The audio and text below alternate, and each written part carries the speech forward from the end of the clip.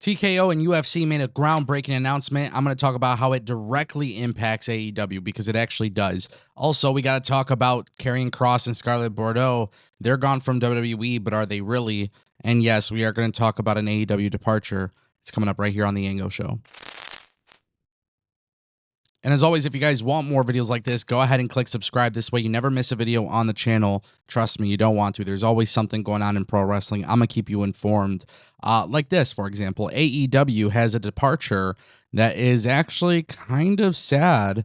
Because one of the things I love about AEW is their championship belts. I think they have some of the best championship belts in the business. I've been very adamant about that as well. I've made tons of content talking about their belts.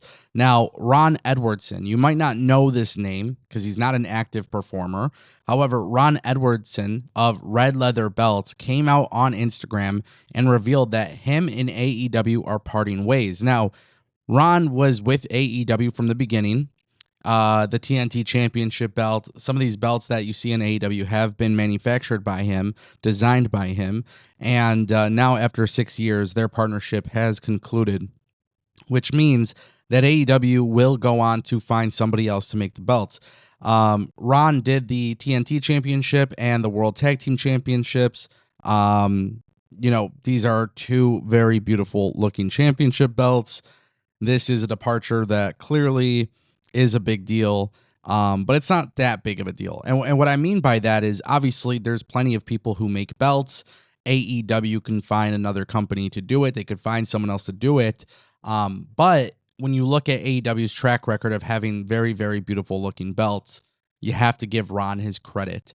And of course, with something like this too, man, like just, it kind of sucks. But for AEW, it is one of those things where it did set them apart, as a newer company coming out and having championship belts that really just looked prestigious and looked very high value, high quality, very beautiful designs, very well made. When you have a quality product like that, especially from the beginning, it definitely set AEW apart. And because it set AEW apart, I think it was a talking point for a lot of people, because typically what happens when there's a new wrestling company or essentially any talk of championship belts, you always kind of have this like, hey, I really wonder what that belt is going to look like.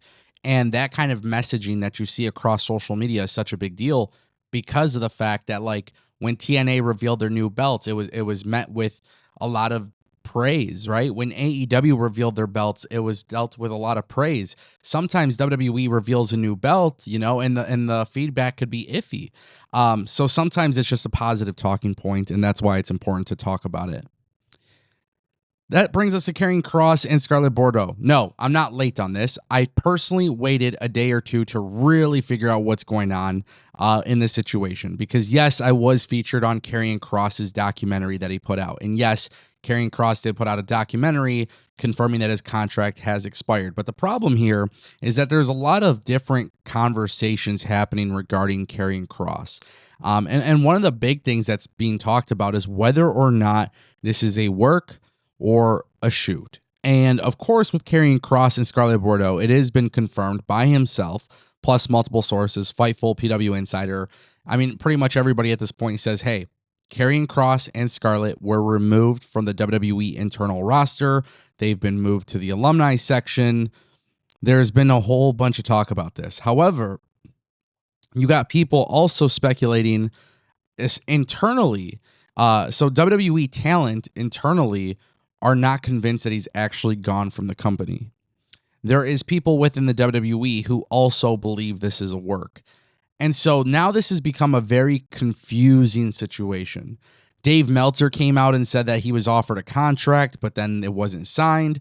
Karrion Kross does this documentary, and then he says in the documentary, he had a very, very short conversation with WWE about this.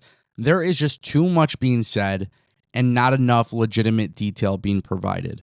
Now, because of this, I have to add my 2 cents because, yes, I was featured in the documentary, which is very cool. But at the same time, too, I am still under the belief that right now what WWE is doing is very tricky, and it could be problematic, too. I think WWE has to be very careful here if this is, in fact, a work. And the reason for that is because you have a huge movement right now for We Want Cross, and it is trending #1 on social media.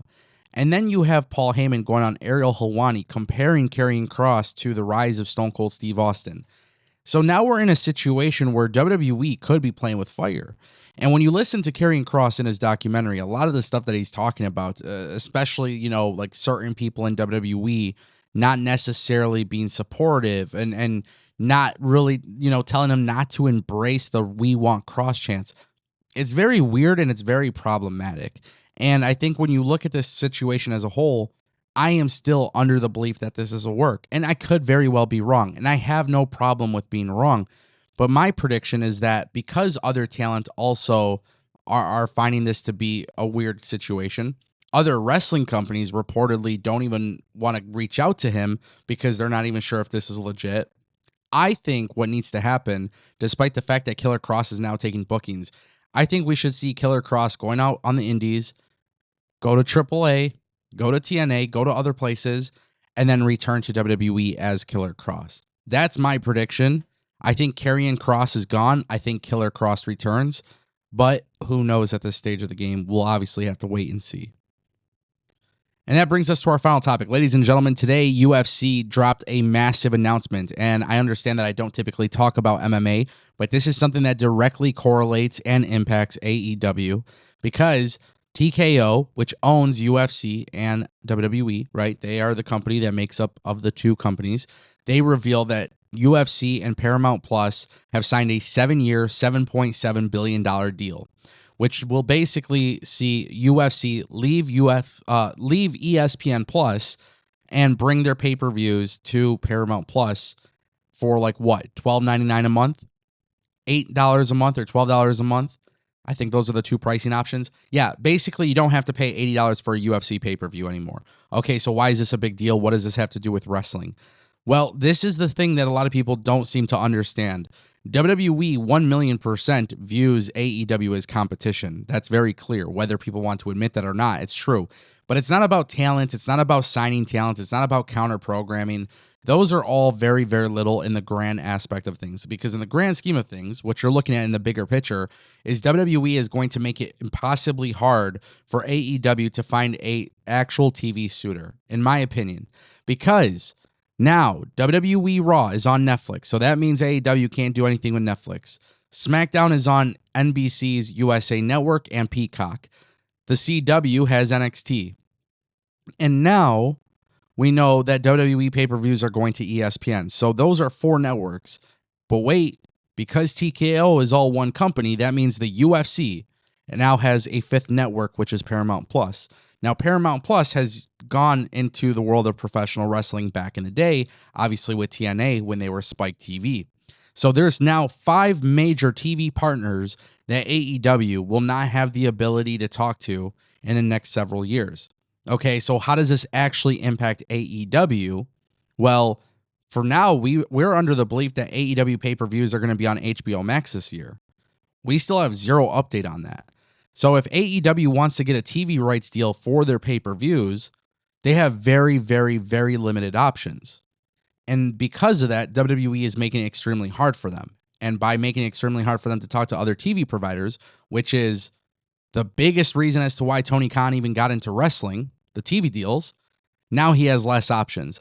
And as of now, we don't even know if Apple and Amazon would ever even include AEW pay-per-views for no additional cost. So even though AEW has pay-per-views on Amazon, we've been told those pay-per-views will be on HBO Max. That still has yet to happen. So now it just gets very tricky and very problematic. And honestly, if I were AEW, I would have to go away from charging for pay-per-views because it's no longer the norm at all whatsoever.